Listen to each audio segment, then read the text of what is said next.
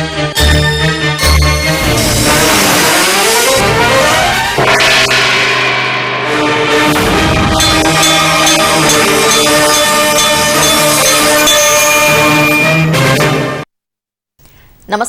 ఘంటారావానికి స్వాగతం. ముందుగా ప్రధాన అంశాలు. పుదుచ్చేరితో పాటు 4 రాష్ట్రాల్లో మోగిన ఎన్నికల నగారా. బంగాల్లో 2 విడతల్లో ఏప్రిల్ 23, 29 తేదీల్లో polling.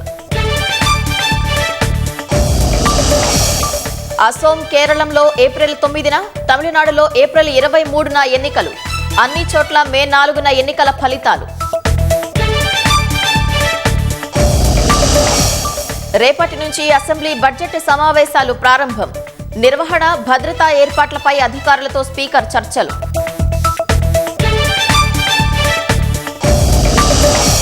PCC chief Mahesh Goud సవాల్ను స్వీకరిస్తున్నానన్న కేటీఆర్.